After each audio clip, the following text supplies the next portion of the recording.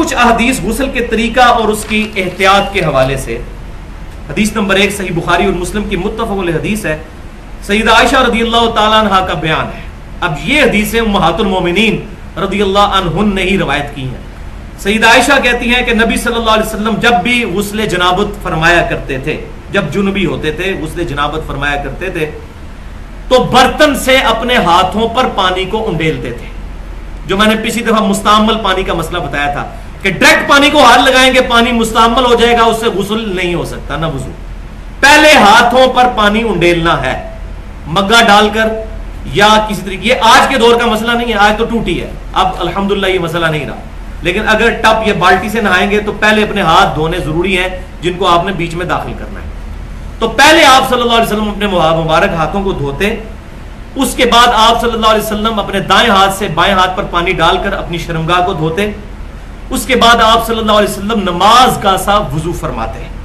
اور پھر آپ صلی اللہ علیہ وسلم اپنی مبارک انگلیاں اپنے بالوں میں داخل کر کے 3 بار خلال کر کے اپنے سر پر پانی ڈال کے پورے جسم مبارک کو دھو لیا کرتے. یہ سیدہ عائشہ نے روایت کیا ہے غسل کا طریقہ صحیح بخاری اور صحیح مسلم میں. دوسری حدیث جو سب سے زیادہ ڈیٹیل حدیث ہے صحیح بخاری اور مسلم میں، اور وہ بھی حضور صلی اللہ علیہ وسلم کی بیوی سیدہ میمونہ رضی اللہ تعالی عنہ ام المومنین ان سے روایت ہے. وہ کہتی ہے کہ میں نے نبی صلی اللہ علیہ وسلم کو خود غسل کروایا اپنے سامنے چادر میں پردہ کر کے.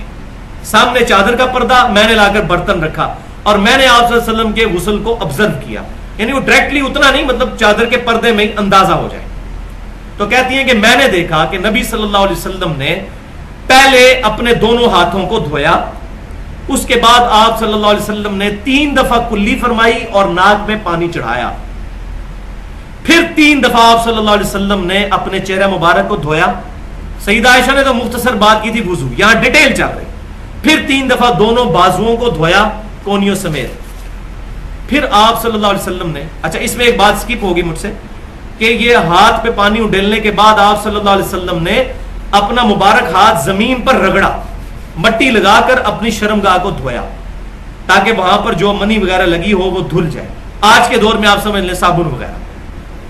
اس کے بعد آپ صلی اللہ علیہ وسلم نے 3 دفعہ کلی کی، 3 دفعہ ناک میں پانی چڑھایا. کلی والا پانی ہی ناک میں، میں نے بتایا تھا، اسی پانی کو ناک میں اور اس طریقے سے صفائی. پھر 3 دفعہ چہرہ مبارک دھویا، 3 دفعہ دونوں ہاتھ کونیوں سمیت دھوئے. اس کے بعد آپ صلی اللہ علیہ وسلم نے اپنے مبارک سر پر 3 دفعہ پانی ڈال کر اس کو صحیح طریقے سے مل کر دھویا.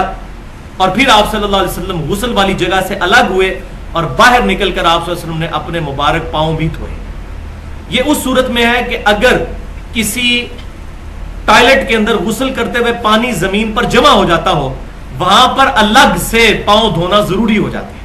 ہمارے جو ٹوائلٹس بنے ہوئے ہوتے ہیں اس میں جب نہاتے ہیں ہم تو پانی ساتھ ساتھ بہتا چلا جاتا ہے ڈھلوان کی وجہ سے، اور نیچے جو ہے وہ ٹائلز بھی لگی ہوتی ہیں، اس میں الگ سے پاؤں دھونے کی ضرورت نہیں ہے، اندر ہی دھل گئے تو دھل گئے.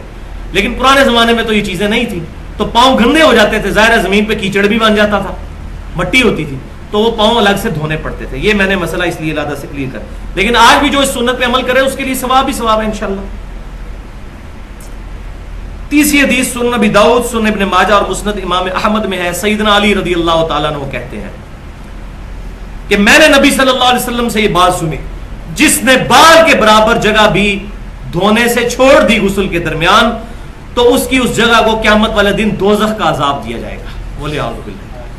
پھر آپ فرماتے ہیں 3 دفعہ آپ نے فرمایا سیدنا علی نے، میں نے اپنے سر کے ساتھ دشمنی کی، میں نے اپنے سر کے ساتھ دشمنی کی، میں نے اپنے سر کے ساتھ دشمنی کی اور اپنے سر کے بال منڈوا دیے اس ڈر سے کہ کہیں میرے سر کے بال خشک نہ رہ جائیں. یعنی اتنی احتیاط. آج کل وہ مسئلہ نہیں، شاور میں پانی کی وجہ سے، بہتات کی وجہ سے خشک نہیں رہے گا، لیکن اس زمانے میں پانی کی بھی قلت ہوا کرتی تھی. لیکن یہ سیدنا علی کی آپ احتیاط دیکھیں. ہم دین کے مسئلوں کو کتنا کیجول لیتے ہیں اور وہ کتنا اس کو کانشیس طریقے سے لیا کرتے تھے، کتنا اس کو سیریس لیا کرتے تھے. تو اس سے یہ بات بھی پتہ چلی کہ یہ جو ہمارے تبلیغی جماعت کے بھائی ہیں، جن کو ہمارے وہ بریلوی بھائی کہہ دیتے ہیں یہ خارجی ہیں، یہ سر منڈاتے ہیں، تو سر منڈانے سے خالی کوئی خارجی نہیں ہو جائے گا جب تک خارجیوں والے عقیدے نہ ہو. ہمیں اس سے جو اختلاف ہے وہ اپنی جگہ کہ انہوں نے قرآن پاک کو چھوڑ کر ایک مولوی کی لکھی ہوئی کتاب کو اپنے نصاب کا حصہ بنا لیا ہے، وہ الگ. لیکن اس بنیاد پہ کسی کے سر منڈانے کو ہم یہ نہیں کہہ سکتے یہ خارجی ہو گیا سر منڈانے والا. سیدنا علی جو ہے جن کی وجہ سے خوارج پیدا ہوئے وہ سر منڈایا کرتے تھے. تو سر منڈانا جو ہے یہ صحابہ کرام سے ثابت ہے. لیکن بہتر یہی ہے کہ سر پہ بال رکھے جائیں جیسے نبی صلی اللہ علیہ وسلم کے بال مبارک تھے, کبھی آدھے کانوں تک. اور یہ مسئلہ نمبر 32 جو ہے وہ کریٹیکل ترین گفتگو ہے 50 منٹ کی, مسلمان مردوں اور عورتوں کے بالوں کے احکام. اہل سنت پاک.com پہ میں نے ڈیٹیل کے ساتھ بیان کیا. چوتھی حدیث صحیح مسلم میں ام سلمہ رضی اللہ تعالیٰ عنہ کہتی ہیں ام المومنین کہ میں نے نبی صلی اللہ علیہ وسلم سے ریکویسٹ کی کہ یا رسول اللہ صلی اللہ علیہ وسلم میرے سر کے بال بہت زیادہ ہیں اور میں ان کو جو ہے وہ گوند کے رکھتی ہوں, تو میں جب غسل جنابت کیا کروں تو کیا اپنے سر کے سارے بال کھولا کروں غسل کرنے کے لیے؟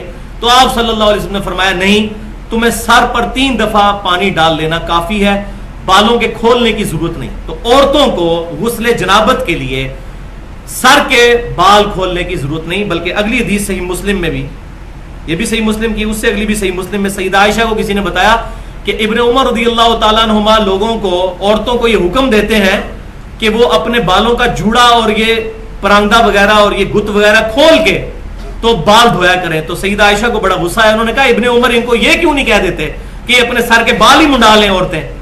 ان کو نہیں یہ بات پتا کہ میں نے نبی صلی اللہ علیہ وسلم سے جب یہ بات پوچھی تھی کیا میں اپنے سر کے بال کھول کر جو ہے وہ غسل کیا کروں, جنابت کا اتارا کروں؟ تو آپ صلی اللہ علیہ وسلم نے فرمایا غسل جنابت کے لیے عورتوں کو بال کھولنے کی ضرورت نہیں, 3 دفعہ پانی ڈال لینا کافی ہے.